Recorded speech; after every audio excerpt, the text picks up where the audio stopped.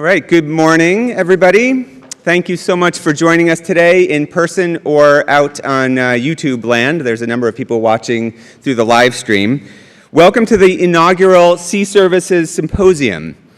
I'm Professor Austin Becker. I'm the chair of the Department of Marine Affairs, one of the co-hosts of the event today in the College of the Environment and Life Sciences. And I'm the co-host along with Bob Flynn, who's the director of the URI Military and Veterans Education Center. I just want to have people make a mental note of where the exits are, there and in the back. And start with our land acknowledgement. The University of Rhode Island occupies the traditional stomping grounds of the Narragansett Nation and the Niantic people. We honor and respect the enduring and continuing relationship between the indigenous people and this land by teaching and learning more about their history and present-day communities and by becoming stewards of the land that we too inhabit.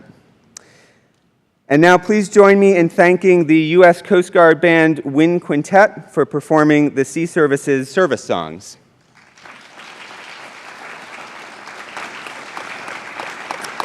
And if you could please stand for the playing of the national anthem.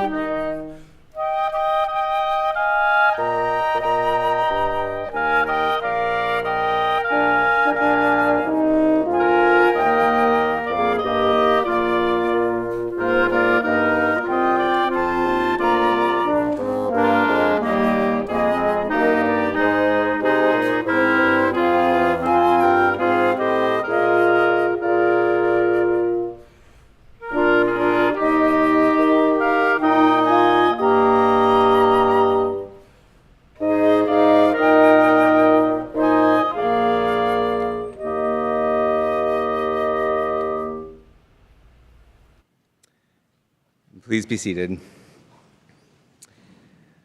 Again, many thanks for joining us this morning. We are delighted to have such a variety of attendees today, including undergraduate and graduate students, high school students, service members, veterans, educators, maritime industry partners, and public friends. And you may have noticed as you walked in the door there, the surfboard in the lobby. We will be holding a free student drawing for the surfboard at the end of the program, and many thanks to Warm Winds in Narragansett for the generous donation of the surfboard. In Marine Affairs, we call surfing the golf of the department. So a few words on how this symposium got started. This is the inaugural symposium, which we plan on having annually. A few months back, when I first met Bob Flynn here, the new Military and Vets Education Center director, I mentioned that he really needed to meet with Captain Dave Hill, Coast Guard retired, and Master of Marine Affairs alumni, and now adjunct professor in our department. Together, we wanted to explore how the Marine Affairs Department and many of the other maritime-related degree programs here at URI could bolster the connections with the Sea Services and their missions, and promote URI as the leading center of maritime excellence and education. So Dave and Bob put their heads together, and they developed a list of action items and ideas for programs that could help promote the URI Sea Services linkages. And at the very top of the list was holding an annual Sea Services Symposium. And here we are today. And the idea behind the symposium is that it would include some key speakers. It would include a meet and greet for students, that Sea Service and URI maritime-related degree programs could talk and interact with high school students and current URI students. And that maritime industry partners could have information booths, and we would have this speakers program here in Edwards Hall. So we really wanted to find ways to identify the various pathways for high school and college students to enter into sea service careers, either as enlisted members or as commissioned officers. So Dave and Bob took their list and terrific ideas and met with Joanne Esposito, who's the URI events planner. And off they went together and roped in a lot of people along the way, including Senior Chief Petty Officer Kevin Moynihan, who's the recruiter in charge for the Coast Guard in Providence, Coast Guard Auxiliarist Brian Smith and Russell Gazdia, Professor Beth Mendenhall in our department, and many others from many departments around URI and many other sea service representatives. So here we are. We've got 40 information booths on the quad until 2 p.m. We've got the Coast Guard boat on the quad from Coast Guard Station Point Judith, a Marine Corps laser firing range and flight simulator, and some great speakers lined up here in Edwards Hall. So Senator Reed was not able to join us today, but he did provide a video for us. And so, ladies and gentlemen, we will now see a short video from the Honorable Jack Reed. The sea services and the blue economy need you. You are part of the next generation of leaders in this vital sector.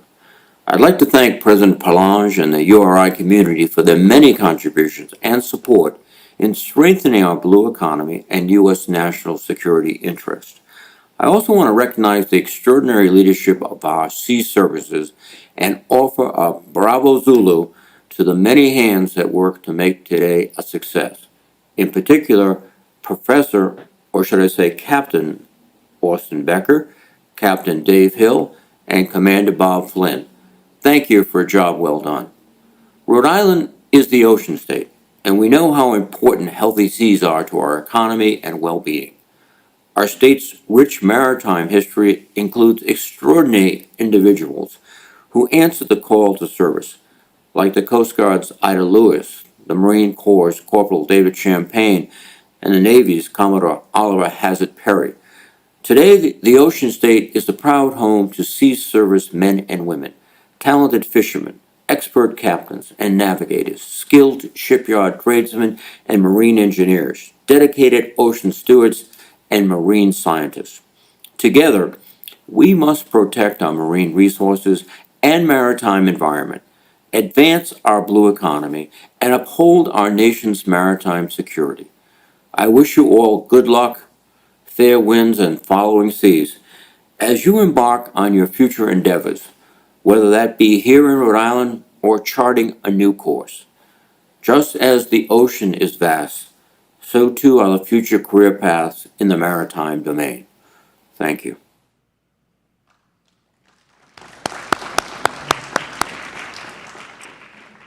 And ladies and gentlemen, I'm now pleased to introduce Mark Parlange, the 12th President of the University of Rhode Island.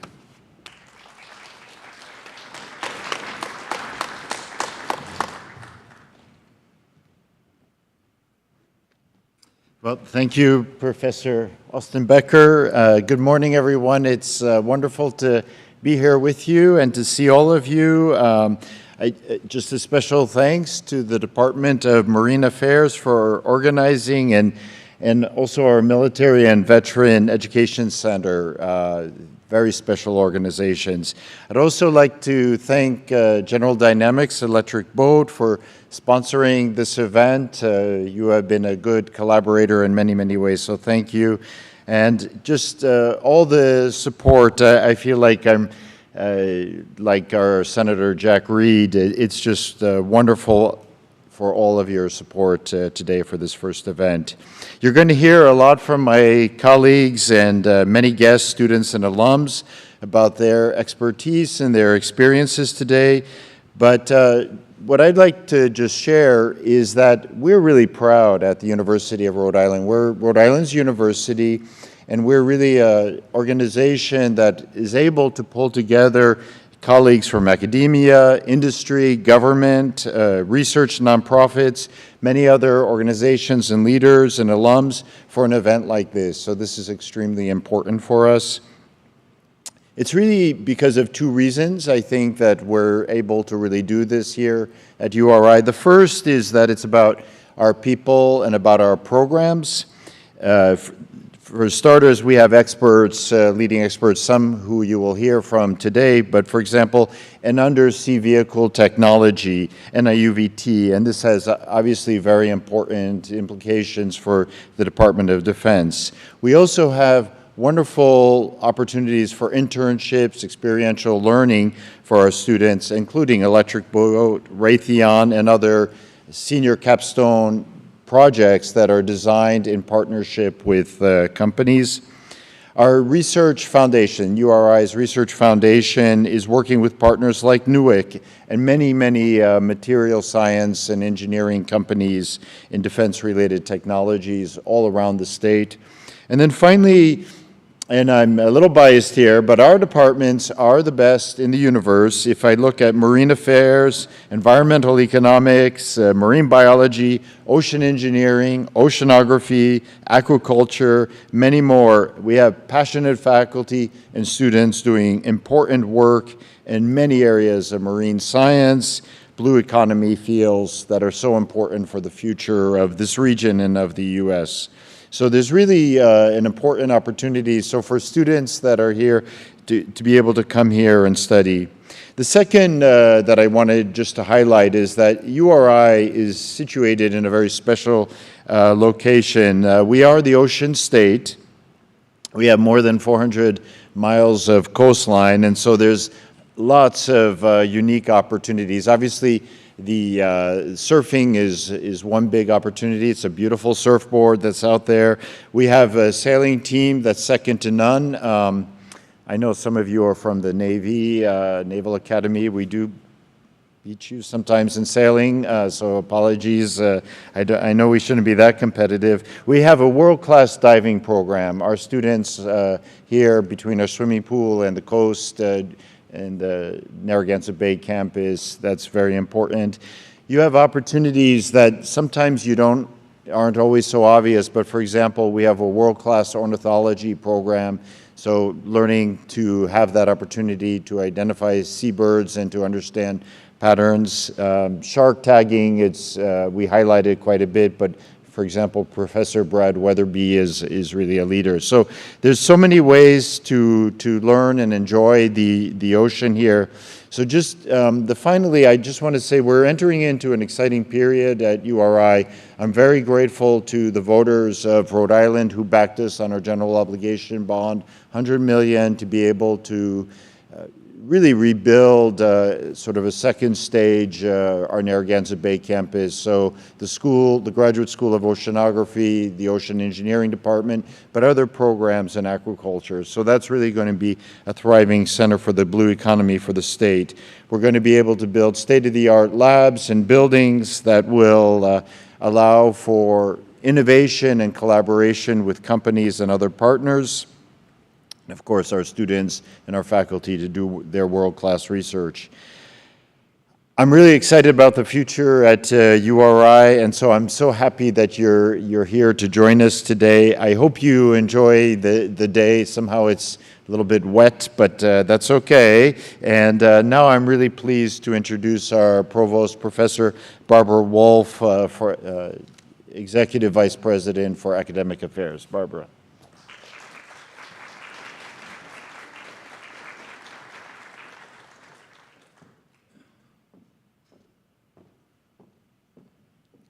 Thank you, President Parlange. It is my pleasure to introduce to you the next three speakers, and they were going to highlight some of the academic programs that are going on, certainly related to the sea and the ocean. First, we will hear from Professor James Miller. He is chair of the Department of Ocean Engineering. He will be followed by Paula Bontempi, Dean of the School of Oceanography, the Graduate School of Oceanography, a little bit of a mouthful. And lastly, you will hear from John Kirby, who is Dean of the College of the Environment and Life Sciences. So please welcome Professor Miller.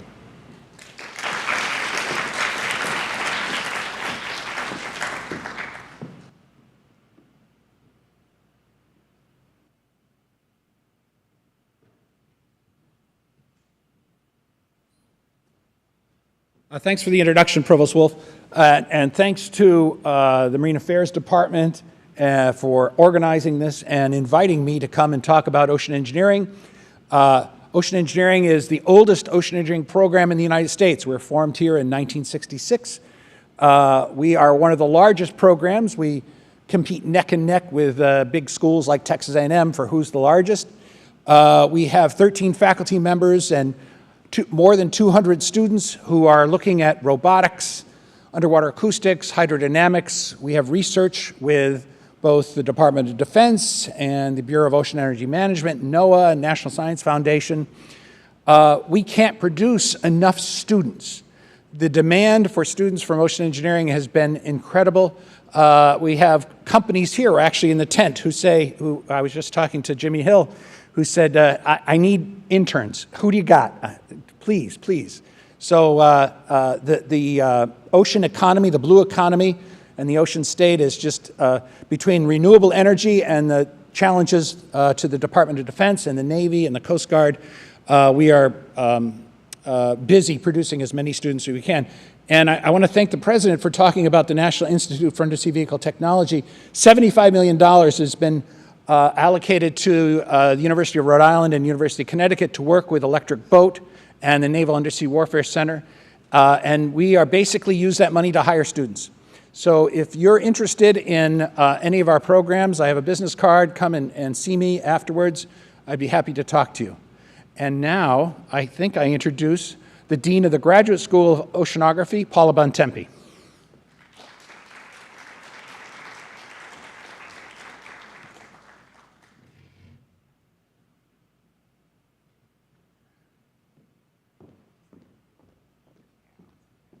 Good morning, everybody, and thank you so much, Jim, for the introduction. And I just want to say that as a former 18-year NASA official and a recent panelist on the Unidentified Anomalous Phenomenon panel nationally, I can confirm the President's assessment that we have the best aquatic programs in the universe.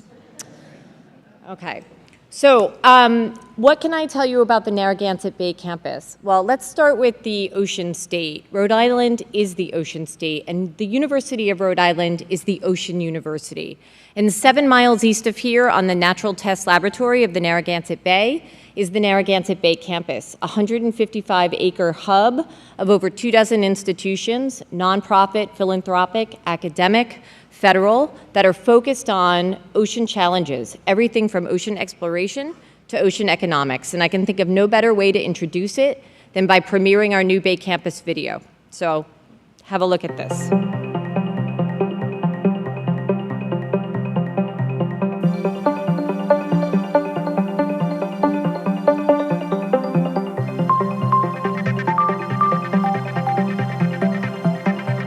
The Inner Space Center being shown is part of a facility that allows us to operate a lot of our uncrewed vehicles from the shore. We operate the oldest academic research vessel in the fleet, the RV Endeavor, who has a table outside. And our research footprint extends from pole to pole.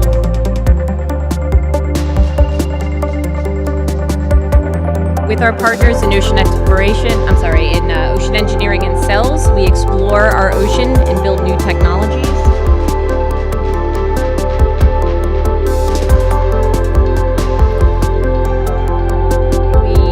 We serve the world in our research as well, from management to exploration.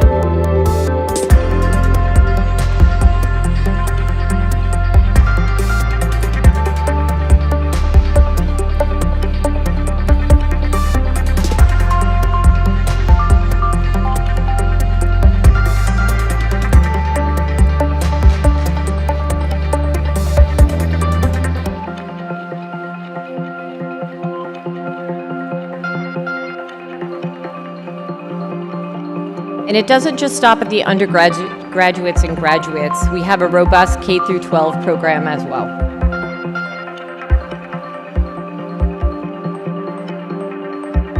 And as the President noted, we are building new facilities on the Bay campus. So thank you to all those who voted yes on 2 in 2018 and yes on 1 in 2022.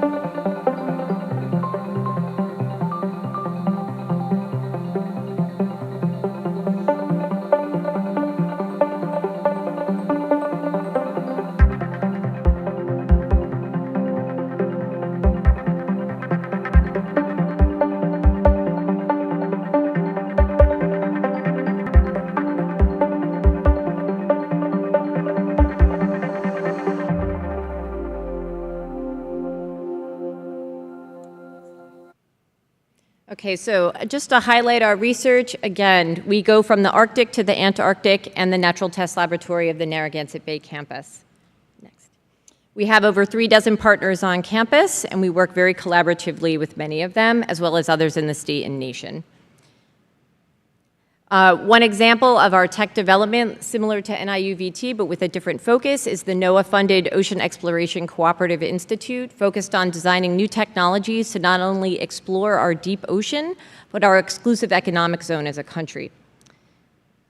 And we have a collective commitment to defense in all sectors, whether that's seafood security or homeland security. And a little bit about our degrees. As you noted, we're training our next generation of ocean stewards and professionals.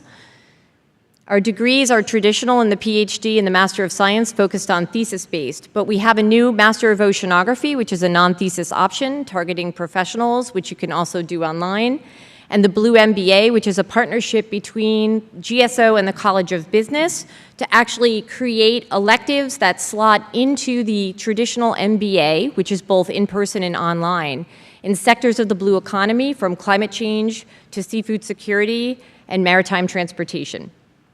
Our online degrees are expanding with a lot of our partners that you'll hear from this morning, including an Ocean Science Graduate Certificate and the Blue Master in Public Administration. We are also starting programs for non-STEM majors. So if you have an interest in the ocean, yet you don't want to go the quantitative route, we're designing programs for that. The RV Endeavor is our ship. We have the forthcoming one in the Narragansett Dawn, and we are looking for some people who would like an ocean career and we're willing to train. So even if you have an IT interest, we can certainly train you for a seagoing career. And, sorry, next. And finally, diversity, equity, inclusion, accessibility, of course, a challenge at sea, and justice are very central to everything we do in academics and our research. So we are developing that climate literate workforce to support not just the blue, but the green, the sustainable economy. So thank you for your time, and I'd like to introduce the man of the hour, Dean John Kirby from the College of Environment and Life Sciences. Thank you.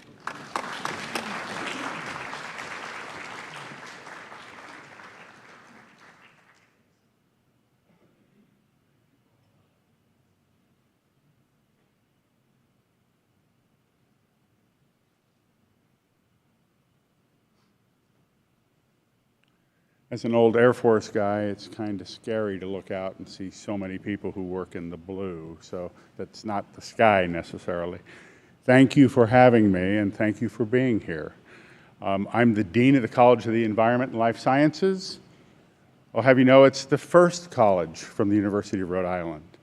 The College of Agriculture was the foundation for the land grant programs that were established here almost 130 years ago. So, as a college, we offer 17 different bachelor's degrees. We offer 3 masters, research-based masters, and 3 PhD programs. But excitingly, and I think this is where there's greatest opportunity for us, with many of our guests, will include the professional master's degrees that are associated with both online certificates, the Masters of Marine Affairs, which is I believe the longest standing professional degree at URI, over 50 years. And then the Masters of Environmental Science and Management, where we train a number of folks who have professional careers that do not allow them to be sitting in Rhode Island or at the university when they have jobs to do and things to accomplish. We have about 110 faculty, 9 academic departments, and we are the land grant college. And we share land grant programs with others at the university, but we are the home. Areas of research are vast, and here's a few of them. A lot of interest in renewable energy, profound interest in climate change and its impacts on both social, environmental, and ecological systems, marine ecosystems. We have a lot of work in community-based resource management, feeding the world sustainably, and in marine biology. And if you go to the Today Show and Google Shark Camp, you will see some of our outreach activities with kids from Providence, many of whom have never seen the Bay, take them out on our research vessel, the Captain Bert, and get them engaged with sharks and the wild things in the water. It's not so much to make more marine biologists, it's to make more people who are interested in science. And I tell you what, seeing a 13-year-old kid with Professor Weatherby there pick up a shark and explain to the president of the university or explain to someone what that organism is the most profound thing you'll ever see. It is just amazing. All right, next please. And last. So we support a lot of policy and science-based management. So things related to domestic fisheries management, fisheries enforcement, maritime pollution prevention and management, port management, how our oceans are used both around the United States and around the world with our colleagues at GSO and Ocean Engineering, international ocean law, and believe it or not, more. Pretty much anything that you could see yourself being engaged with the water, with the coastlines, and with the peoples who are there. We do it or can do it, and we'll work with you on it. So thank you for giving me this time. It's my chance to introduce Professor Becker back to the stage, who will carry the program forward. Thank you, Dean Kirby.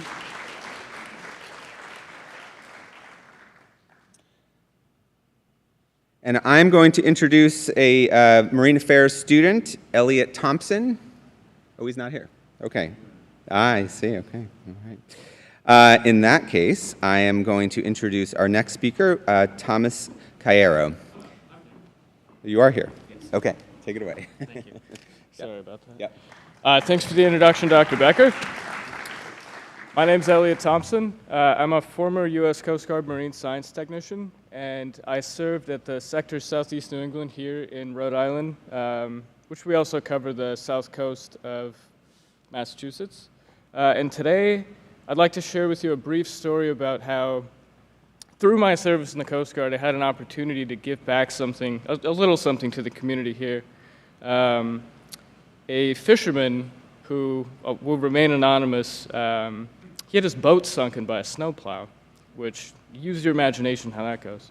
And over the next several days, I was tasked with supervising the salvage operation, and he spent about a day acquiring diving equipment and getting pumps and just kind of staging everything to try and salvage his boat. So I think that's my alarm going off. Anyway, we'll just ignore that. So it went pretty well at first. He got the float bags attached to the boat, he had his pump ready, and he brought it up and it had just broken the surface. He started to dewater it with the pump, and it almost immediately sucked up a rag and exploded. So the boat starts sinking again. And this is like day 3 of this operation. This is this guy's only income. He doesn't have insurance. It really wasn't his fault that his boat got sunk. So I'm thinking to myself, I don't have a lot of agency to like physically get in the water and help this guy salvage his boat, but I placed a quick phone call to the local fire department and to the Coast Guard Command Center, and we agreed to set up a little improvised joint training operation, I'll call it. So they sent down an engine and dewatered his boat with that fire truck. Many of you think of the Coast Guard as a primarily search and rescue organization, which is true, but the Coast Guard has many, many missions, including protecting the marine environment. And we also ensure that commercial shipping runs smoothly, and we have marine science technicians specifically stationed aboard Coast Guard icebreakers doing polar research, and at the International Ice Patrol in New London, Connecticut, which formed after the sinking of the Titanic to monitor icebergs in the North Atlantic. As an MST, marine science technician, we respond to pollution incidents, we contract cleanup workers, and in the port atmosphere, we're relied on as subject matter experts for handling hazardous material. And I think that really standing here today, if you look at yourself and you're seeking motivation and camaraderie or a sense of purpose, and you want to be part of an organization that's bigger than yourself, the United States Coast Guard can provide that for you, and it certainly did for me. After serving with the Coast Guard, attending the Marine Affairs program here at URI, it just seemed like the most logical way to leverage that past experience and build that into a career, which I plan on, once I complete my undergraduate degree, attending law school and practicing maritime and admiralty law. So I'll leave you with this. If you want to leave a positive mark on the world, the Coast Guard will provide you with that opportunity. And it may be small. It may just be helping a lonely fisherman save his boat, or it could be as big as saving someone from certain death. But either way, I guarantee that it'll give you a chance to contribute to something worthy. Thank you.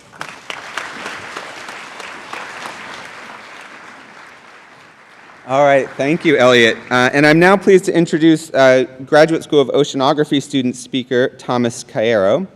Thomas graduated from the Coast Guard Academy in 2018 with a degree in marine science. And then he spent 4 years sailing aboard polar and Great Lakes icebreakers. His prior research consisted of underwater acoustics in relation to marine mammals and homeland security, and his current interests are studying the effects of climate change in the high latitudes, particularly in regards to ocean acidification. So you can take it away. Thank you. Hello, everyone. Another Coast Guard guy up here, but I appreciate it. So, good morning. I'm Thomas Cairo. I'm a lieutenant in the U.S. Coast Guard, and I'm also a URI graduate student in oceanography. So I'm going to speak briefly on how my background in oceanography relates to my service in the Coast Guard. So as was just mentioned, I graduated from the Coast Guard Academy in 2018 with a bachelor's degree in marine science. My first tour was on the Coast Guard cutter Polar Star. And Polar Star, it's our nation's only heavy icebreaker. So because of that, it's completely dedicated, its sole mission was to go down to Antarctica and support the National Science Foundation. So every year we'd spend months prepping and traveling to and operating in Antarctica, and we'd clear a path through the ice to bring in resupply vessels laden with food, fuel, and equipment, and that allowed the National Science Foundation to conduct research in Antarctica year-round. After that, I went back to sea, this time in the Gulf of Alaska and the Bering Sea, where we conducted fisheries patrols. So where agencies such as the National Oceanic and Atmospheric Administration, NOAA, when they're conducting the research and setting the laws and regulations to manage our fishing stocks responsibly, we were the ones at sea boarding and inspecting fishing vessels to ensure compliance with this policy. I also spent a few years on another icebreaker. I just couldn't stay away from serving at sea. This time, the icebreaker was in the Great Lakes. And just like on the Polar Star, we spent a great deal of our time escorting commercial vessels. However, instead of resupplying remote research outposts, we were making sure that maritime commerce continued to flow throughout the Midwest states and Canada despite the frozen waterways. For some perspective, in the 2 years I was there, we helped move more than 10 million tons of cargo, worth upward of $360 million. And that's cargo that otherwise wouldn't have moved without an icebreaker. It wouldn't have moved till months later after all the ice had melted. In the warmer months, we worked hand in hand with NOAA, protecting the marine environment through marine sanctuary patrols. Now, the Coast Guard has sent me to URI, where I'm fortunate enough to get my master's degree in oceanography, so that I can go back to the Coast Guard Academy, where I got my undergrad degree, and teach in the Marine Science Department. So my hope here is that I've convinced at least some of you that a background in oceanography and a career at sea are a great match. And I've also shown you just a few of the missions that the Coast Guard does on a daily basis. So thank you for your time. Have a great day.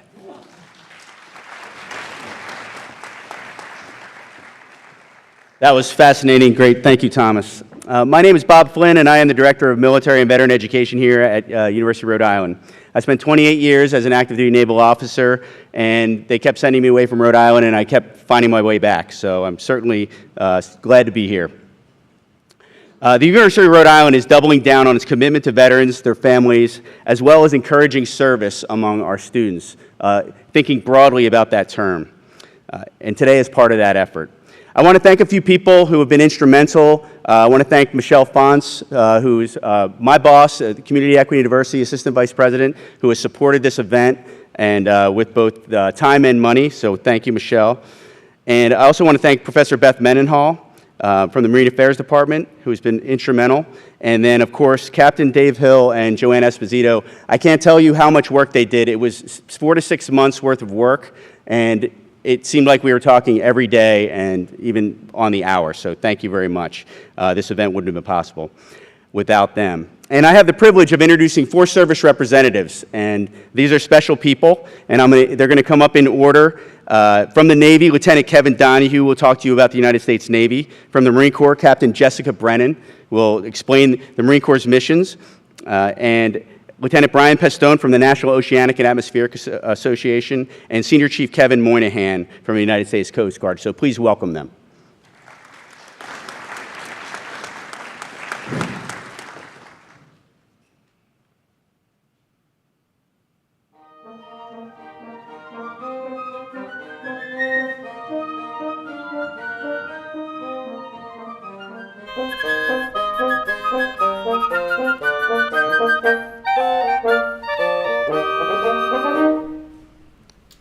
Good morning, everyone. Oh, some applause for the Coast Guard band.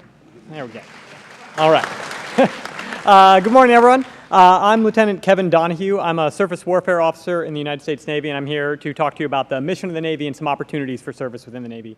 First, I'd like to thank President Parlange, Captain Hill, Professor Becker, Commander Flynn, the URI Marine Affairs Department, and also the Coast Guard band, because that's the first time I've ever been played on to anything. And my commanding officer, Caitlin McLeod, was supposed to be here today, but it's Chief Pinning Day in the United States Navy, which those of you who are familiar with would know that's an important occasion, so she sends her regards. The mission of the Navy. So what the Navy is a globally deployed force that is protecting freedom of the seas and economic prosperity around the world. We are engaged in great power competition, as you're all aware.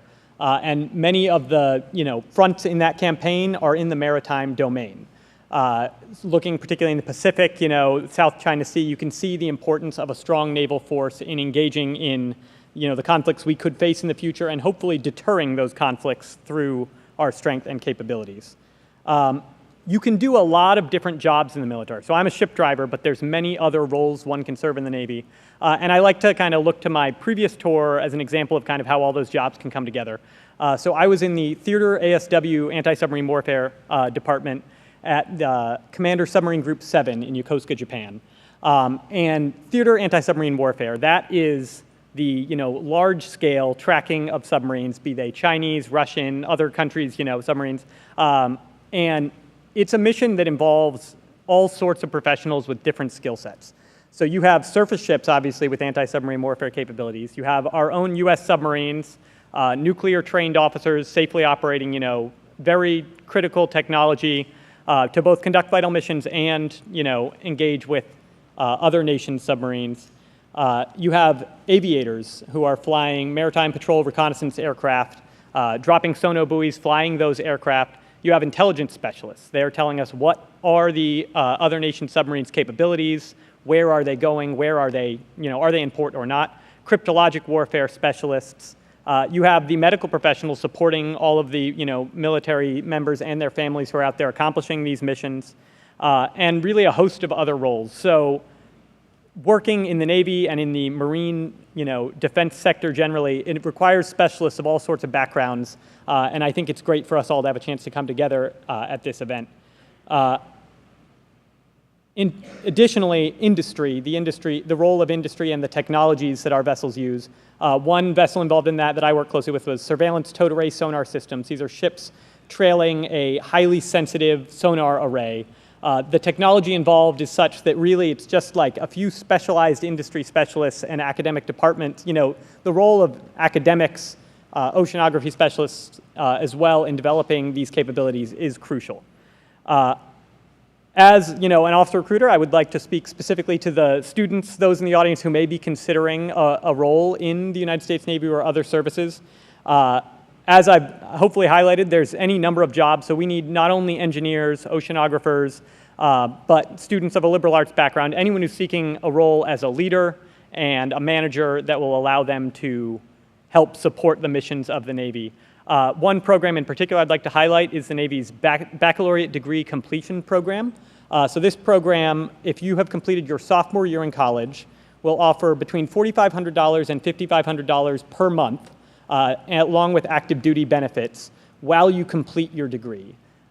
When you complete your degree, you get a job as an officer in the United States Navy. So ROTC, of course, is a great deal, many are familiar with it, but if you're already in school, we can work with you as well and offer you a lot of benefits to help you towards a career in the United States Navy. Thank you for your time.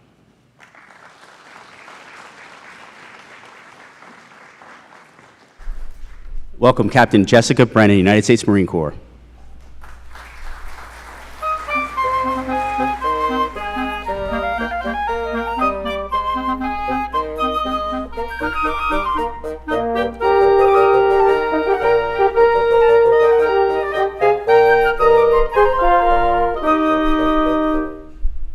Really good song they have there. Hey, good morning, ladies and gentlemen. My name is Captain Jessica Brennan. I'm the Officer Selection Officer for University of Rhode Island and a little extra, about a 100-mile radius out of here. So what I do is I put college students, college graduates into the Marine Corps via our numerous commissioning sources.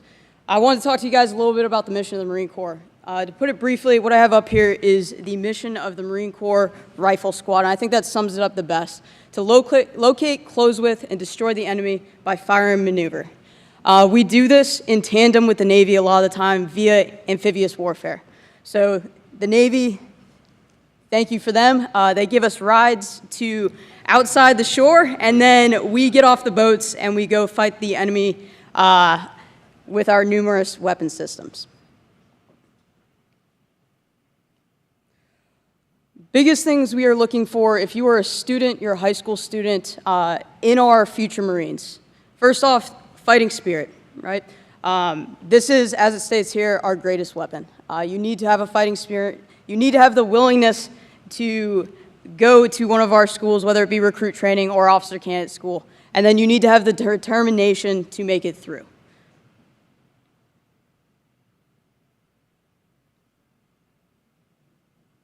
Oh, that was a good picture. You can go back to that one. That's the amphibious warfare right there. So as you can see, this is a naval ship behind this Marine that was taken off of one of the LHDs, moving towards shore, going offshore, and fighting with the enemy. And this is what I do. So I'm a Marine Corps recruiter. We have multiple paths, whether you're in high school or you're in college. Our first one would be going enlisted.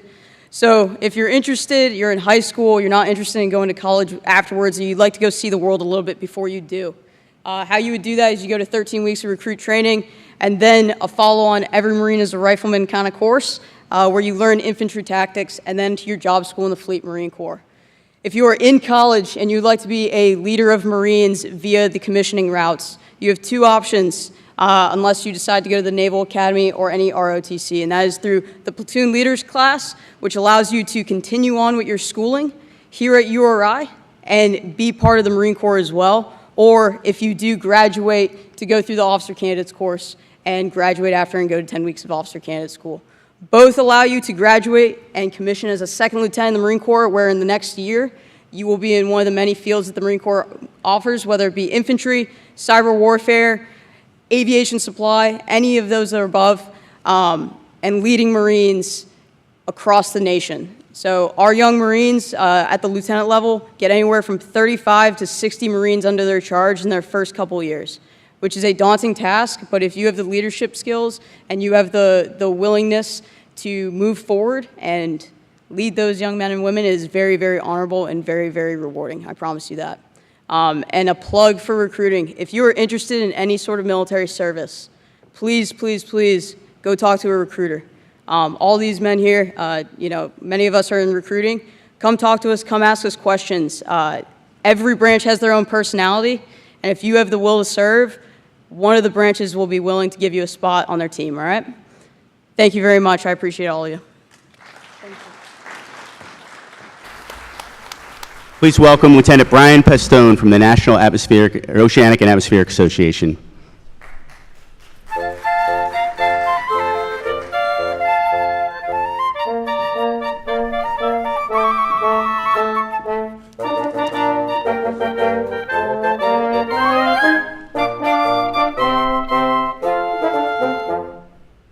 Again, thank you so much for the warm welcome. Really appreciate it. Well, hello, everybody. My name is Lieutenant Brian Pestone, and I'm here today to tell you about an incredibly unique opportunity to be a part of the NOAA Commissioned Officer Corps. But first, I want to tell you a little bit about myself. I'm a URI alumni, graduated with a bachelor's degree in marine biology in 2012 from the wonderful School of Environmental and Life Sciences. So great to be back. Thank you all for having me here. And I joined the NOAA Corps shortly after I graduated, and I've been in the Corps now for nearly 10 years. So what is the NOAA Corps? The National Oceanic and Atmospheric Administration Commissioned Officer Corps is one of the nation's 8 uniformed services.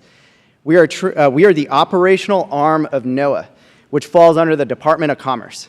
We're trained in driving ships, managing uncrewed systems, flying planes, and emphasize building skills in leadership and management. As active duty officers, we abide by the 3 core values of honor, respect, and commitment. Thank you. And follow the same rank and promotion structure as the other uniformed services that are here with us today. So what are the origins of the NOAA Corps? Where did we come from? So we trace our origins actually all the way back to President Thomas Jefferson, who established the Survey of the Coast. Sorry, previous slide still. No worries. Who established the Survey of the Coast? You can see there on the left part of the slide. In 1807, that was created to chart our nation's waterways.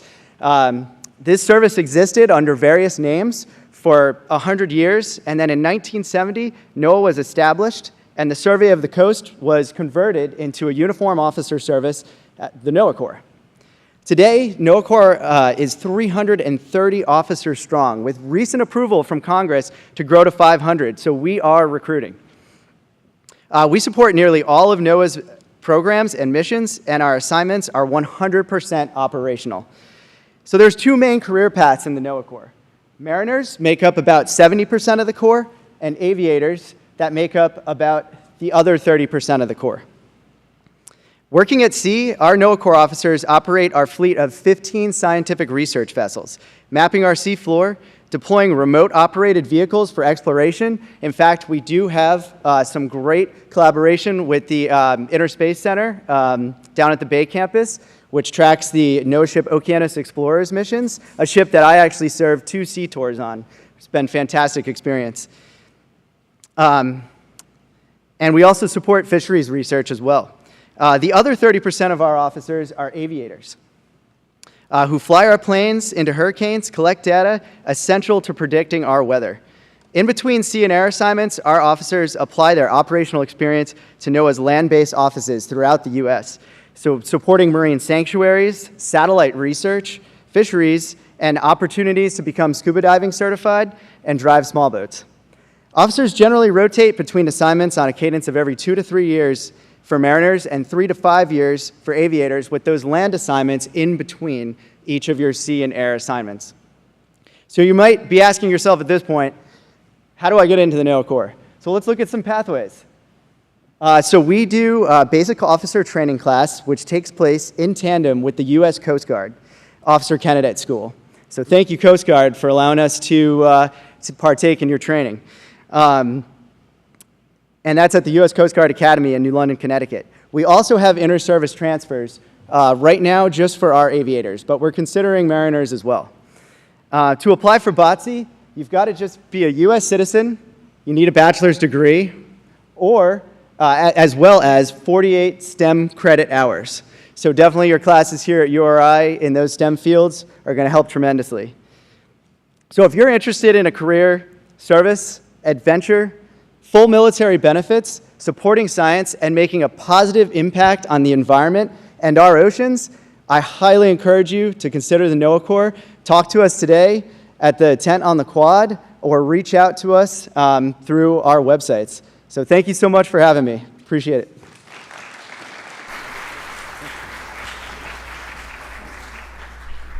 Welcome, Senior Chief Petty Officer Kevin Moynihan, United States Coast Guard.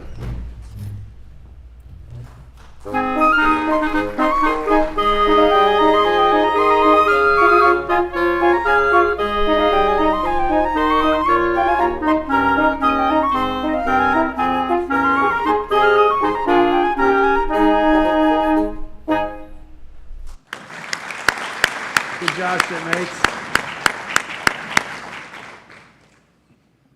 Good morning, everybody. Can y'all hear me? Excellent. So before I get ahead of myself, I want to say thank you for giving me this great opportunity to talk to you. Thank you, Mr. President, URI faculty, shipmates, old and young, and students that I have yet to meet. My name is Kevin Moynihan. I am a senior chief boatswain's mate in the U.S. Coast Guard, now a recruiter. I am the recruiter in charge of Recruiting Office Providence. And quite honestly, in my opinion, I'm going to use the cliche phrase of, you save the best for last. Now, you're probably saying, like, well, Senior Chief, of course you're a little bit biased. You're going to say that everything the Coast Guard does, they do the best. And it's true, the Coast Guard does a lot. My team and I put in U.S. Coast Guard into a AI word cloud. And as you can see, it started just, it threw out thousands of words on the screen here, with the exception of the red, which we added, save, protect, defend. Everything else was an AI generated. And to save space and to be able to make sure that you could read this, we had to essentially select the best ones.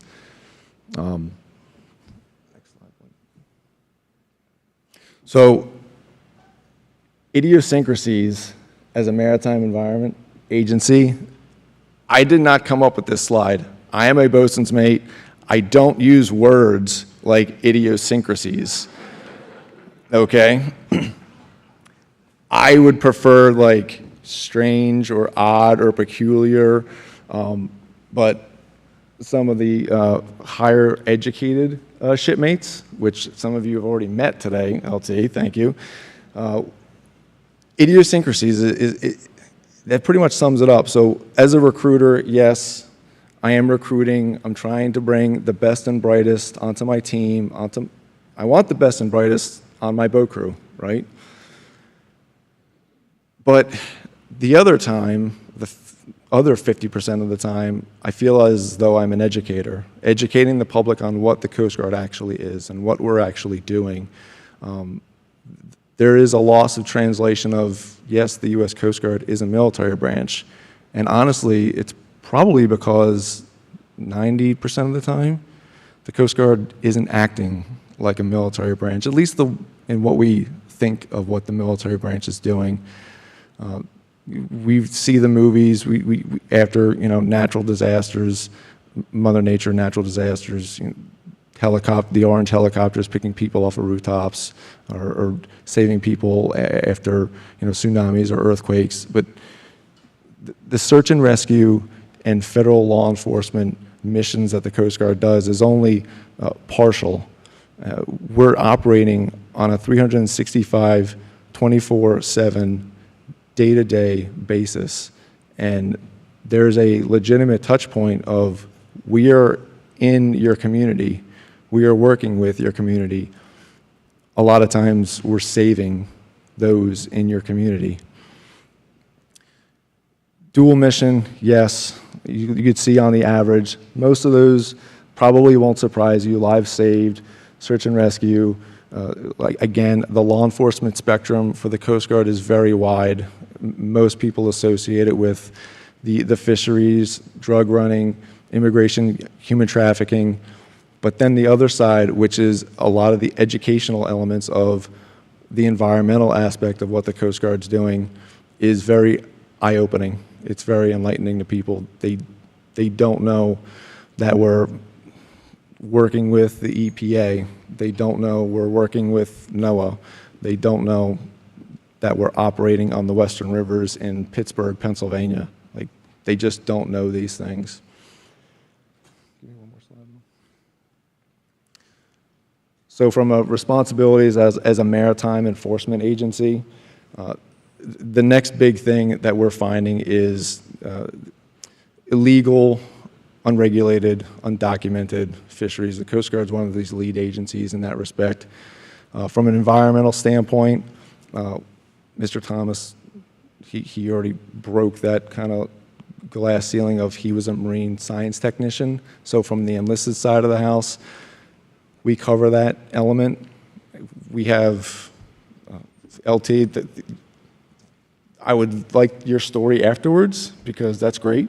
The oceanography aspect of it, we have multiple graduate Coast Guard students in URI right now advancing their degrees because, like I said, we want the best and brightest on our boats and our cutters. Different avenues from a recruiting element, active duty, reserve, the officer side of the house, Coast Guard recruiting, Coast Guard recruiters, we fit all those. If you think that the military, like Captain Brennan said, is in your future, be brave enough to have a conversation with a recruiter. Maybe what recruiter you're talking to, what service you're talking to, it's not for you. Just keep asking questions. Before my time runs out, I'll close it like this. Every time that I'm on the URI campus, I see men and women that I could see in a Coast Guard uniform every day. You just don't know it yet. Come find me, or I'll find you. Thank you.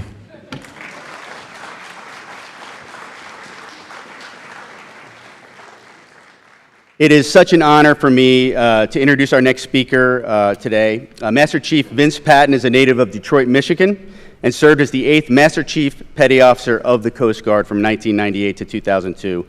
He is currently the chairman of the Board of Trustees and adjunct faculty of Leadership and Ethics, as well as public speaking at Northeast Maritime Institute College of Maritime Science.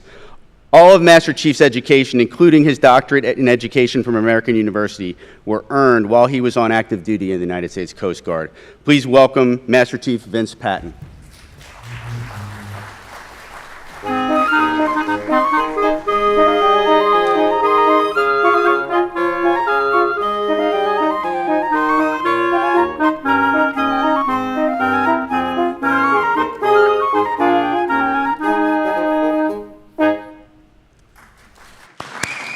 Now, many of you don't know that that is actually my band, right? Yeah. Well, good morning. I decided what I'm going to do, given what the audience here is, and to tell you the Coast Guard perspective, and you heard it very well from already a couple of coasties. I think we coasties have pretty much taken over this place. Is I'm going to look at this from an educator standpoint.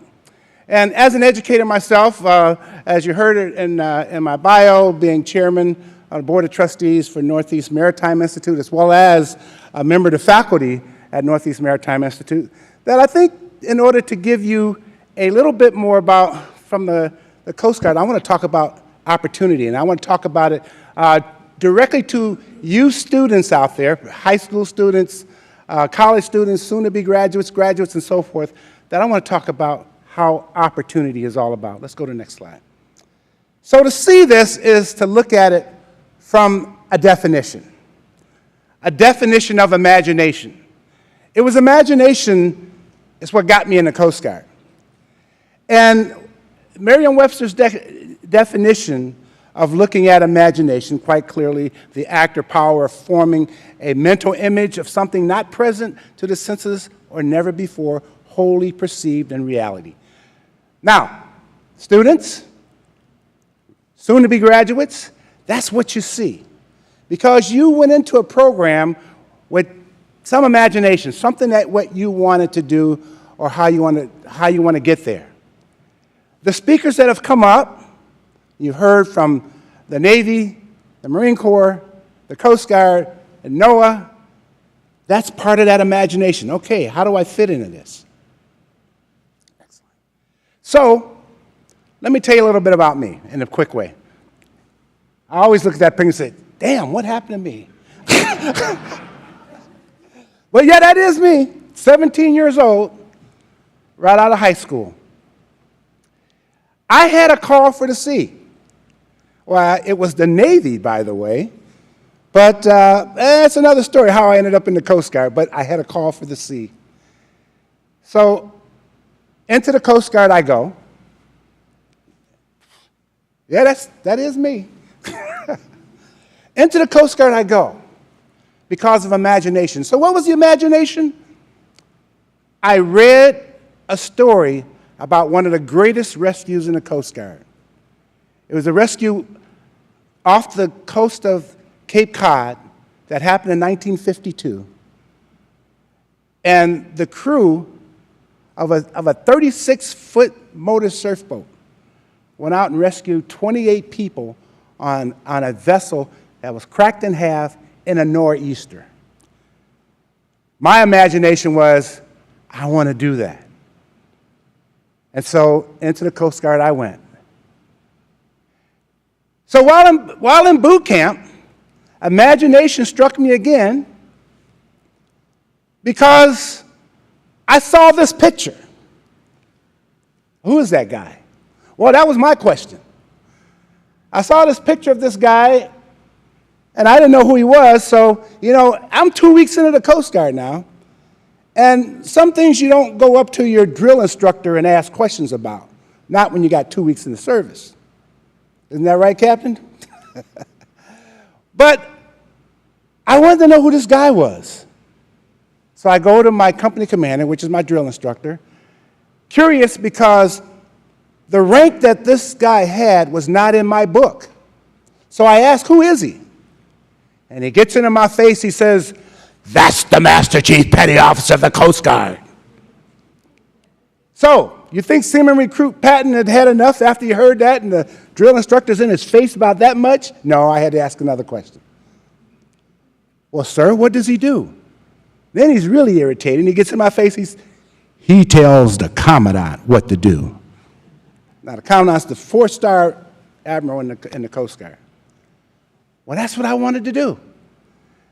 And from that standpoint, now, you just can't go from boot camp and say, well, you're going to be the Master Chief of Coast Guard, and off you go to go do things. You had to work hard at it. You had to do things to get to that particular position. And so, 26 years later, my picture is 7 paces past the picture of the first Master Chief Petty Officer of the Coast Guard. Now, again, didn't happen overnight. It was 26 years of things of what I had to do. The bigger part of this was opportunity as well as imagination. The opportunity part is what the Coast Guard gave me. The Coast Guard saw a young kid who came from the inner city of Detroit, went into the military, went into the Coast Guard with a vision, with imagination, and emerged with not just the desire, the dream, but the goal of success to reach that. Next slide. So as we look at that, and this is what I'm always grateful and blessed for having served in the Coast Guard, is that it comes down to just a couple of quotes to close here, is that, it is not your environment, it is you. The quality of your mind, the integrity of your soul, and the determination of your will that will decide your future and shape your life. That was from Dr. Benjamin Mays. The next slide. And my favorite quote, which somewhere in the course of my climb to reaching the position of the Master Chief Petty Officer of the Coast Guard. Oh, and by the way, I did tell the Commandant what to do. Yeah, you can ask the Commandant, he can tell you that. But in my climate, the other part was, well, how do you get there? What kind of things you need to achieve that level of success? And I found it quite simply from one of the greatest soccer players of all time. I actually saw this quote many years before I became Master Chief of the Coast Guard. The quote from Pele that success is no accident. It is hard work. Perseverance, learning, studying, sacrifice, and most of all, love of what you're doing or learning to do. We are in an academic institution of sorts that is those baby steps about learning what to do, and that's what we're all here for. And for you students that are here, that you're feeding that type of love to help you to become successful. So I'll close with my own quote, and I actually came up with this quote as I was putting this together. but that you can't reach success by yourself. Reach out and find as many mentors as you can. One's not enough. To climb the ladder of success, you'll need to climb on many shoulders of giants who will help you and take your imagination and vision and make it a reality. So that's why we're here today, and that's what we're focusing on. And particularly, like I said, I'm addressing this directly to the students. Imagination. That's what will help you, and that's what will build you to your success. And looking at the services, particularly our Sea Services, that it gives you that opportunity to help you along the way. Thank you.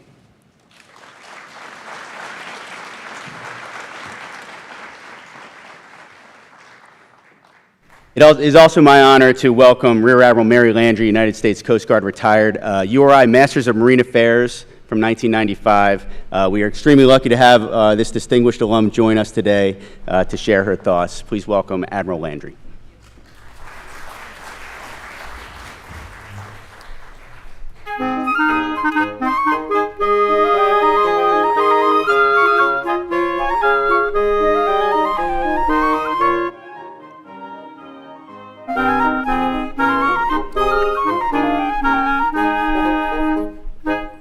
Thank you so much. And I was singing in my mind, but you do not want me to sing on a microphone because I love that song and the words, more importantly. Thank you, President Parlance and Dean Kirby, who I've known for years, and then my new friend would be Saul Weber, and I'll tell you why he's my new friend. But I want to talk, you've heard from all the Sea Services, and you've seen their missions. And we've talked about, I was here in 1995, it's almost 20 years. And the good thing for the audience is that I think not only our country, but the world is starting to pay attention to the impact that we're having from climate and how important the oceans are, whether it's the green economy, the blue economy, it doesn't matter. I spend my time two places now. I'm in Florida in the winter, and I'm on the Cape in the summer, and I also travel here and there for different things that I still do for work. And what I see is everybody's starting to pay attention finally, and unfortunately, it took crises that we've seen happen to get people's attention. But what I want to talk to you about a little bit, because when I sat here almost 20 years ago, there were things that I left here with. I was here for a year and a half. I was sponsored by the Coast Guard. I was mid-grade in my career. And I had the luxury of sitting in a class, and I have a rule of thumb when Master Chief Patton mentioned mentors, I call it 2 degrees of separation, not 6. Because there will always be someone in the room with you that you're going to find a connection with, and you may not find it right away, but down the road you will. And I had many instances beyond 1995 where I would run into my classmates in certain circumstances in work I was doing. And you don't think about that when you're sitting next to me. How am I going to run into Andy who deals with sharks? Or how am I going to run into somebody who's dealing with right whales, protecting right whales and things like that? But I would run into these people in various situations through my career. But what's really important is I want to talk to you. You've seen the missions of the Coast Guard, and I think our recruiter did a great job of planting it on the wall. We talked to some students this morning, and we mentioned how I call it something for everybody in the Coast Guard.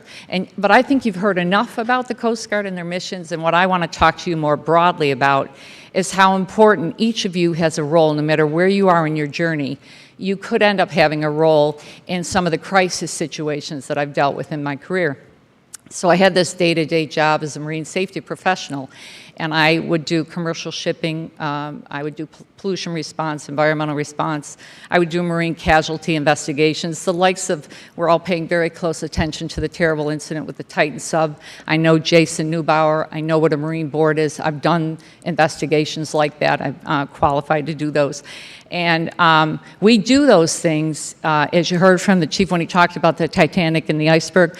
We do those things because we're on this journey of things that happen, crises that happen. And what I learned in my class from Professor Larry Judah is that he was teaching international ocean law and international ocean policy. And he said sometimes it takes you'll have this journey of laws and changing, and it's slow and it's methodical and it's designed that way by our Constitution. But then you'll have these things called focusing events. And when you have a focusing event, that's when everybody pays attention and you sometimes end up with regulations. Well, my journey with that, and I never forgot that concept of a focusing event, and I actually ended up quoting Larry Judah so many times. He should get credit for how many times I've quoted him, some sort of a kickback. But anyway, what's important about it is when we had the Exxon Valdez happen, and before the Exxon Valdez, there was the Torrey Pines. These were environmental disasters. And what we learned from the Exxon Valdez is we ended up with a body of legislation called the Oil Pollution Act of 1990. And the reason I talk about this is because that legislation and its international counterpart, MARPOL, Maritime Pollution Response Regulations, are designed around a system of integrating federal, state, local, private sector, NGO, international, academia, integrating a whole community of people that bring capabilities to a disaster. And the reason I want to talk about this for the few minutes I have is because you each need to understand how important your role can be in something like that. So I got to lead a few of these responses under that law. I'm going to single out one of my favorite people in the world. She would have been an admiral had she stayed. She's going like this. No, don't say anything. But Abby Benson is in the audience. She now works at URI, but I've followed Abby. Abby and I are battle buddies because we went through 9/11 together in Boston. And where 9/11 wasn't a natural disaster, what you may not appreciate is that body of law from Exxon Valdez, that way that you take a crisis and you integrate federal, state, local, private sector, NGO, international, bring a community together in a response to bring capabilities to bear, is the same thing we lived through in 9/11. And as we sat around responding to 9/11, we happened to be in Boston. And Abby's a rock star. She graduated from Yale. She came into the Coast Guard through the Direct Commission Environmental Management Program. She decided to leave the Coast Guard. I've been following her on LinkedIn and on other social media for years and staying in touch. And what she did was went elsewhere, and now she's back here, and she's going to do great work for URI, and you're very lucky to have her. And I hated to see her leave the Coast Guard. But the point I'm making is, even though I'm a representative of the Coast Guard, I want you to understand how you can serve a purposeful mission and a purposeful role, no matter who you're affiliated with or what service you're in. And I'm going to give you examples of that.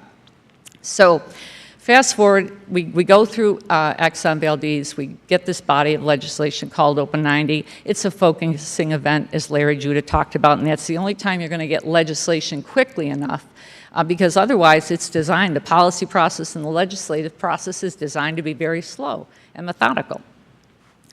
So we're at 9/11, we create this body of legislation called the Maritime Transportation Security Act after 9/11. And it had the same concept as the Oil Pollution Act of 1990. So you might not realize all these people that were doing environmental response for years, the way we did the work is the same system we designed for post 9/11. And it's the same thing that is internationally called the International Ship and Port Security Code. So we have a body of legislation for an environmental disaster, for a security crisis. Fast forward to Superstorm Sandy, and then I was the admiral for the Deepwater Horizon, the big Gulf oil spill. Bottom line is, you take everybody and their capabilities and you need them. And I'll give you some examples of that because it really hit home when we got to the Deepwater Horizon, the big Gulf oil spill, the explosion on the rig. So I was a district commander. I had a 26-state region. I had all the river systems, and then I had the Gulf offshore oil and gas, and I had the panhandle of Florida over to the Mexico-U.S. border on the other side. When this spill happened, it was extraordinary and significant, and at its height, it had 48,000 people responding, and it was a multi-billion-dollar response, which actually eclipsed in scale and scope anything they envisioned when they wrote Open 90. However, the legislation never changed after that incident because the context by which we respond to crisis is so sound, and I would challenge any other country to be as good as we are at it. The U.S. is very good at this.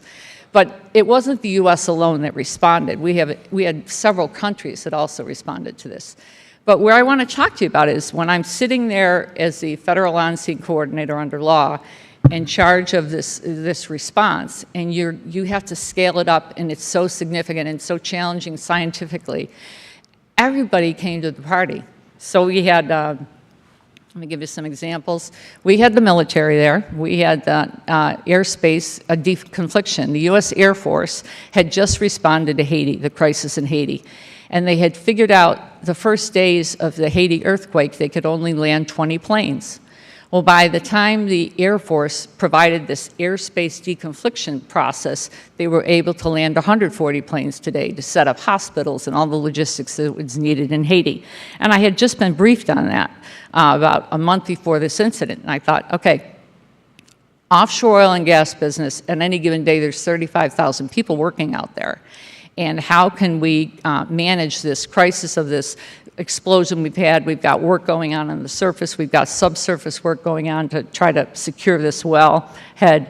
And so we called the Air Force, and the Air Force supplied and trained us on airspace management over the Gulf of Mexico, the same thing they did for Haiti. And we're not landing planes, but we're deconflicting accidents that can happen in space. So that's how the military, they did other things as well. National Guard came in under the Secretary of Defense.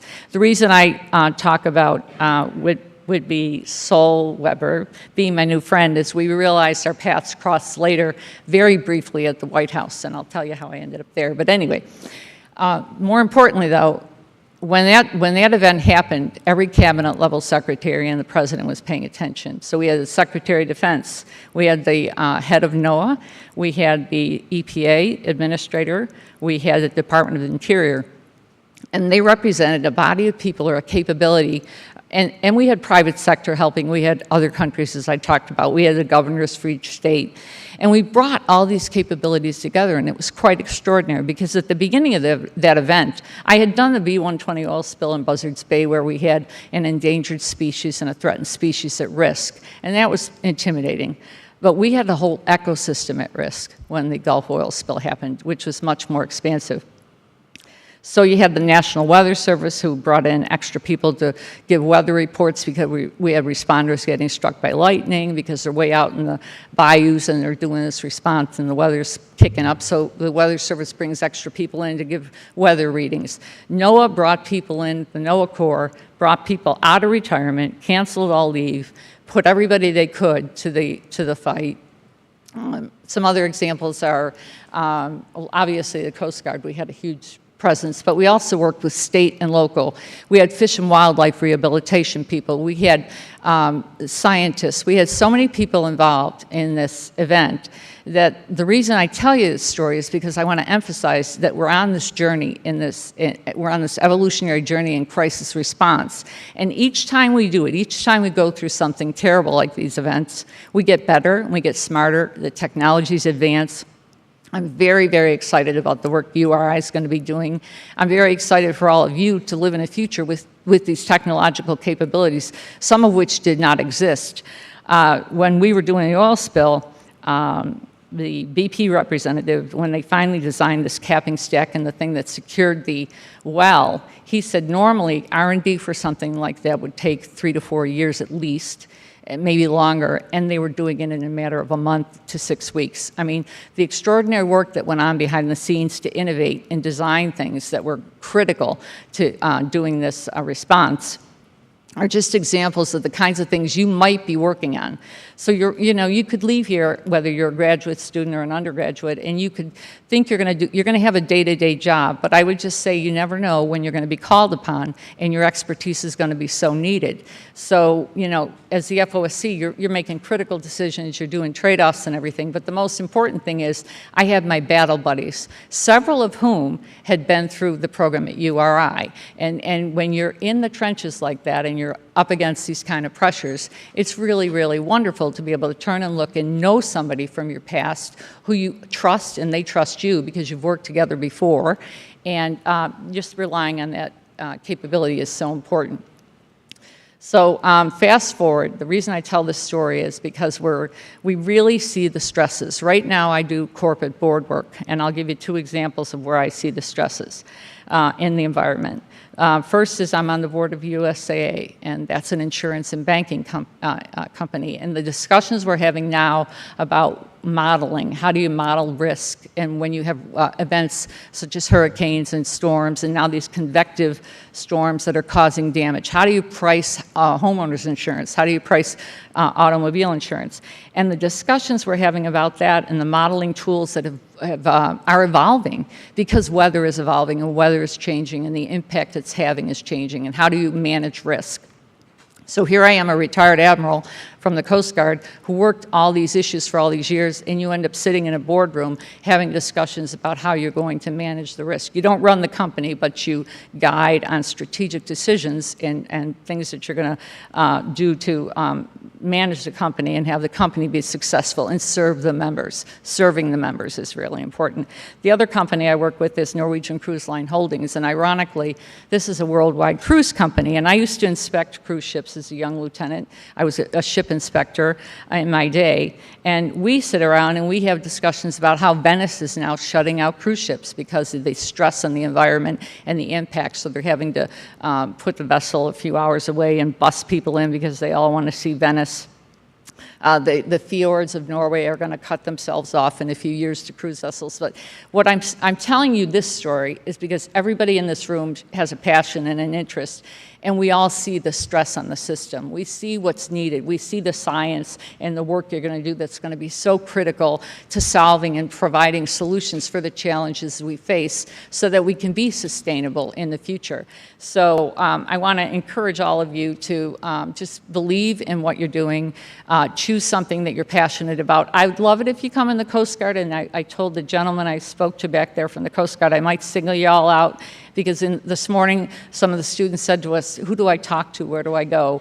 Well, forums such as this, and thank you for putting it together, are so critical to providing those opportunities to just, rather than focus on just your studies, focus on what does your education and what does this opportunity of all that you're doing here mean to you, and how can you apply it going forward, and what's the right place for you in this mix of the up to 48,000 people we had in that particular response. And I'm going to close with one more story because it's relevant. So when I went in the Coast Guard, I never thought I'd stay beyond 3 years. I ended up doing a full career. I never thought I would, this crisis response stuff I did was kind of a side hustle. I still had to do my main job, my everyday job. And so when I retired, I stepped away to watch my daughter play ice hockey at Brown in her senior year, in all honest, true confessions. She was the captain of the team, and I had missed so much. But I came back to the Coast Guard as a civilian. They invited me back. They created a position for incident management preparedness policy, because we learned from Deepwater Horizon, and many agencies learned this, NOAA, all the other agencies, EPA, we were stretched to the limit on that event. And we realized we have to build a better capability. So I stood up a business unit at Coast Guard headquarters as a civilian senior executive. And it was to do this crisis response preparedness, which is a side hustle for everybody in the Coast Guard. It's not a primary mission, but you have to learn to be ready to do the day-to-day, and you also know how you fit into a crisis and how you can contribute. So fast forward, and Superstorm Sandy happened.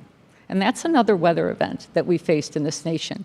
And with Superstorm Sandy, I immediately went over to the FEMA headquarters. I said, this is going to be big. I know it's going to be big. And I did some work. And I ended up getting assigned to help the Department of Energy, believe it or not, because they were trying to manage energy, providing energy for the nation, because that particular region that was impacted had it wasn't just getting the lights on again. It was the power supply and the oil supply to the power companies and things like that.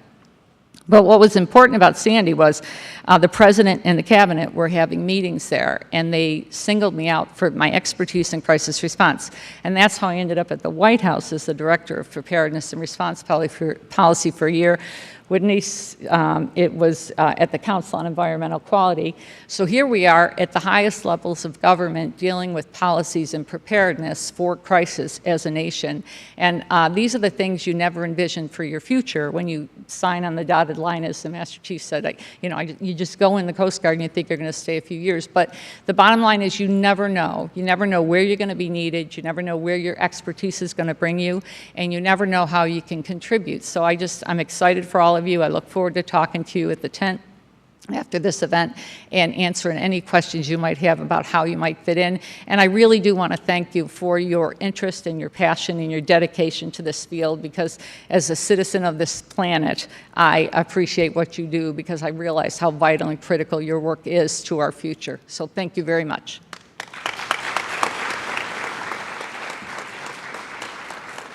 All right, thank you, Rear Admiral Landry, and thanks for the emphasis on the value of the networks that are developed here at URI. And I'm really pleased to introduce Rear Admiral Dick West, U.S. Navy retired, for our closing remarks. Admiral West served for over 30 years in the Navy, rising to the rank of Rear Admiral and serving as the Navy's navigator and oceanographer. And he currently is a Graduate School of Oceanography Advisory Council member. Thank you. Thank you. Didn't get the Navy? We can do it. Oh. I'll give up a half a minute.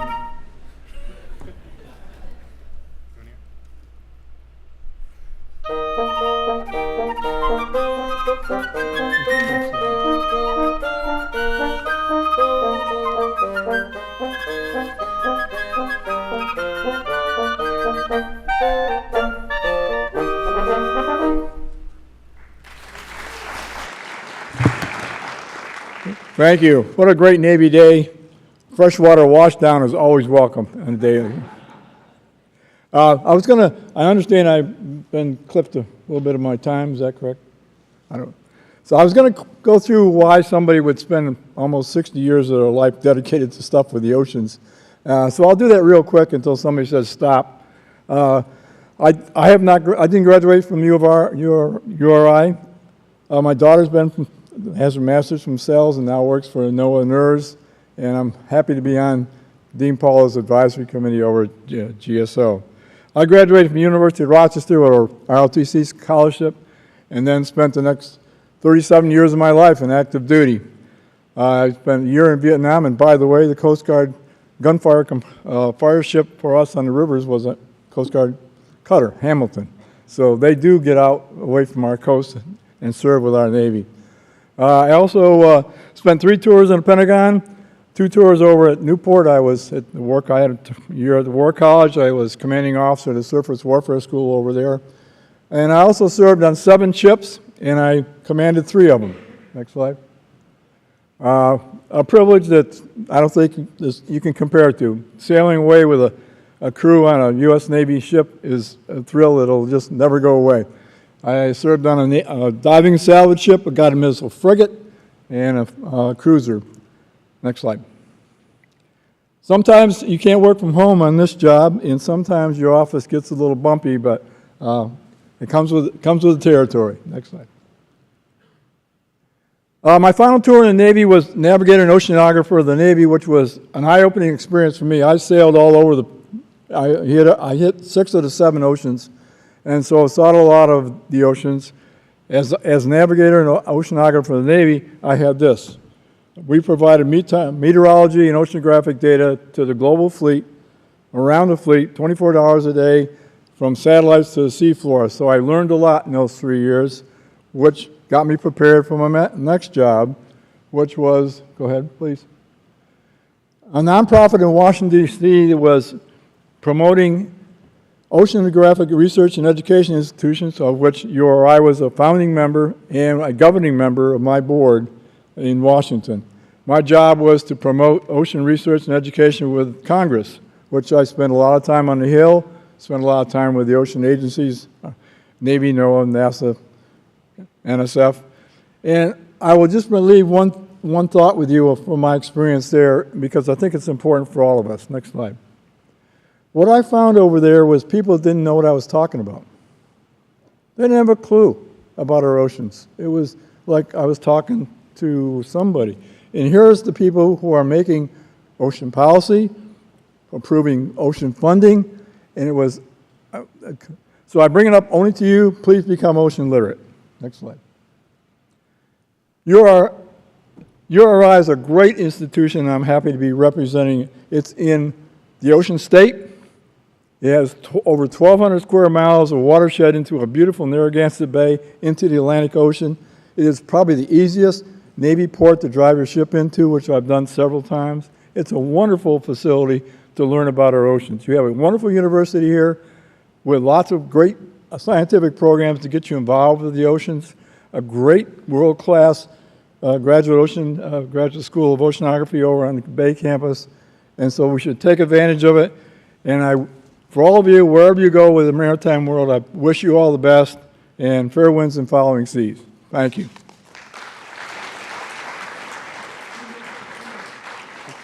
Thank you so much, Admiral West. And finally, the surfboard drawing, the student surfboard drawing. Is Nick Haas from Warm Winds in the house here? Here he is. All right, great. Come on down. There it is. So Warm Winds was kind enough to donate this surfboard to the cause here. The students have been putting their tickets in a box, and we'll do a quick drawing here and see who the winner is. Oh my, look at that. Okay, we'll let Nick draw the winning ticket. I can hold this. Sure. All right. We got Seth. Ticket number 1936125. Seth O. All right. In the house. Seth O, are you here? That's Seth? Woo!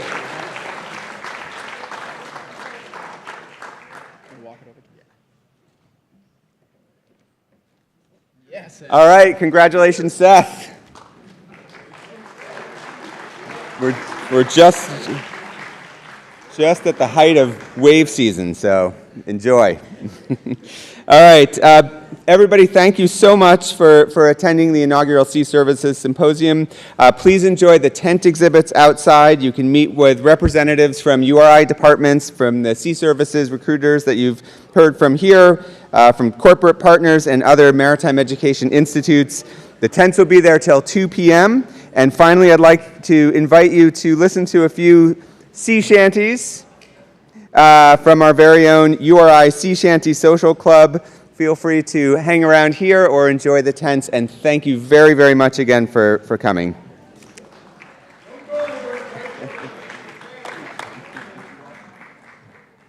Okay, you can't start sea shanties without a quick sea story. Oh, jeez. Okay, so you're probably wondering about the ship's will back here. You're probably thinking, where's the rest of the ship? I'll tell you, the ship is about 80 miles north of the coast of Colombia with 5 tons of cocaine, and it's on the bottom. How do I know? I was the CEO of the Coast Guard cutter Resolute, and my crew and I sunk it as a hazard to navigation. That's the ship will. This is a sing-along, and this first shanty is all about a URI undergrad, who went to Navy OCS, got a commission, and is now serving on a combatant ship. And it's also about a friend, a classmate of Sam's, who went into the Navy, and is now thinking maybe I should have done the same thing. So, if everyone could stand up. If you can stand up. Okay, it goes like this. Everybody join in. Ooh! Sam's gone away aboard a man of war. Ooh! Sam's gone away aboard a man. Everybody! Ooh! Sam's gone away aboard a man of war. And I wish I was an ensign and bird in a war. Hey! Sam's gone away aboard a man of war. And I wish I was an ensign aboard a man of war. Hey! Sam's gone away aboard a man of war. Pretty work, brave boys, pretty work, I say. Ooh! Sam's gone away aboard a man of war. I wish I was a captain on board a man of war. Oh! Sam's gone away aboard a man of war.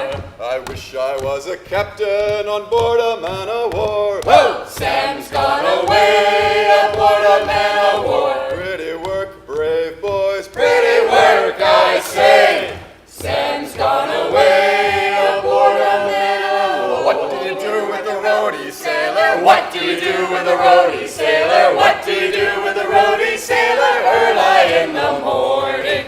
Way hey up she rises, way hey and up she rises. Hooray! And up she rises early in the morning. Shave his belly with a rusty razor, shave his belly with a rusty razor, shave his belly with a rusty razor, Early in the morning.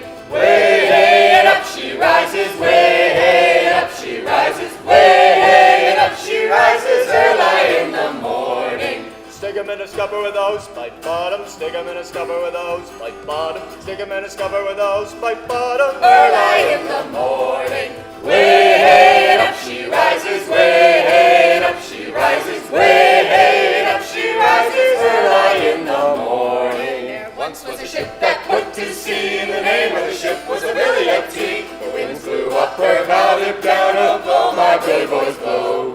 Soon may the wellerman come to bring us sugar and tea and rum. One day when the tugging is done, we'll take our leave and go. She had not been 2 weeks from shore when down on her a right whale bore. The captain called all hands and swore he'd take that whale in tow. Soon may the wellerman come to bring us sugar and tea and rum. One day when the tugging is done, we'll take our leave and go. In South Australia I was born. Heave away, haul away. South Australia round Cape Horn. We're bound for South Australia. Haul away your rolling kings. Heave away, haul away. Haul away, you'll hear me sing. We're bound for South Australia. As I walked out one morning fair, Heave away, haul away. 'twas there I met Miss Nancy Blair. We're bound for South Australia.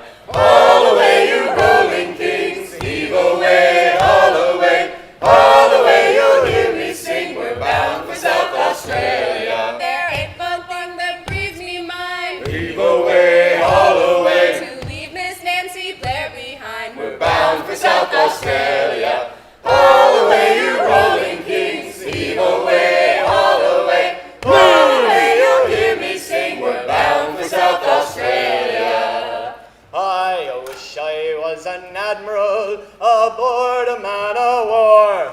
Sam's gone away aboard a man of war. I wish I was an admiral aboard a man of war. Sam's gone away aboard a man of war. Pretty work, brave boys. Pretty work, I say. Sam's gone away aboard a man of war. Thank you.